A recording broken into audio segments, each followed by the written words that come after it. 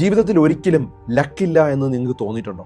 അങ്ങനെയാണെങ്കിൽ ഈ ഒരു വീഡിയോ ഉറപ്പായിട്ടും കണ്ടിരിക്കുക. അതായത് നമ്മളൊരു കാർ വാങ്ങിക്കാനായിട്ട് ഒരു കടയിൽ പോയെന്ന് കരുതുക. ഒരു ചുമന്ന മാരുതി കാറാണ് നമ്മൾ വാങ്ങിക്കാനായിട്ട് പോയത്. ആ കാർ നമ്മൾ കണ്ടതിന് ശേഷം തിരിച്ച് വീട്ടിലോട്ട് വരുന്ന വഴിക്ക് നമ്മൾ റോഡിൽ നോക്കിയ സമയത്ത് ധാരാളം റെഡ് മാരുതി കാർ നമുക്ക് കാണാൻ സാധ്യത വളരെയധികം കൂടുതലാണ്.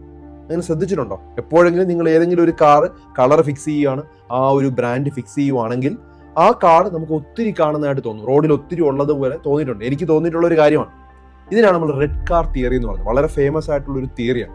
അതായത് നമ്മുടെ മനസ്സിൽ ഒരു കാര്യം നമ്മൾ ഫോക്കസ്ഡ് ആണെങ്കിൽ ആ സാധനം കാണാനുള്ള സാധ്യത വളരെയധികം കൂടുതലാണ്. ഇപ്പോൾ ഫോർ എക്സാമ്പിൾ, നമ്മൾ ഒരു ലക്ഷ്യവും ഇല്ലാതെ അതുപോലെ ഒരു ദിശാബോധവും ഇല്ലാതെയാണ് നമ്മൾ ഓരോ കാര്യങ്ങൾ ചെയ്യുന്നതെങ്കിൽ നമ്മുടെ ജീവിതം നോർമലായിട്ട് പോയിക്കൊണ്ടേയിരിക്കും, ഒരു കുഴപ്പമില്ലാതെ, അല്ലെങ്കിൽ ഒന്നും നടക്കാതെ അങ്ങ് സംഭവിച്ചുകൊണ്ടിരിക്കും.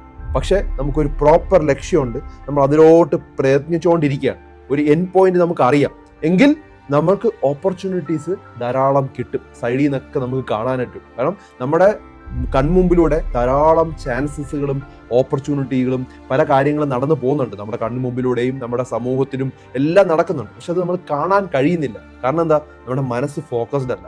ഈ റോഡിൽ ഈ കാറുകളെല്ലാം മുമ്പ് ഉണ്ടായിരുന്നു, റെഡ് കാറുകൾ ഉണ്ടായിരുന്നു. പക്ഷെ നമ്മൾ എപ്പോഴാണ് അത് തീരുമാനത്തിലെത്തുന്നത്? നമ്മളത് ഫോക്കസ്ഡ് ആകുമ്പോൾ മാത്രമേ നമ്മൾ അത് തീരുമാനത്തിലെത്തുന്നു. ഈ റെഡ് കാർ തിയറി നമുക്ക് തരുന്ന ഒരു മെസ്സേജ് എന്ന് പറഞ്ഞാൽ നമ്മൾ ഫോക്കസ്ഡ് ആയിരിക്കണം. അതുപോലെ തന്നെ നമ്മൾ അതിൽ എന്താണ് വേണ്ടത് എന്നുള്ളത് നമ്മൾ വളരെ ക്ലിയർ ആയിട്ട് നമ്മുടെ മനസ്സിന് അത് കൊടുത്തിരിക്കണം.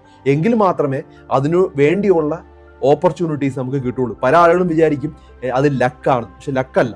ലക്ക് കാണണമെങ്കിൽ നമുക്ക് ആദ്യം ഒരു ലക്ഷ്യം ഉണ്ടായിരിക്കണം. ഇത് മനസ്സിലാക്കിയിരിക്കുക. ധാരാളം ആളുകളുടെ അറിവിലേക്ക് ഷെയർ ചെയ്ത് കൊടുക്കുക.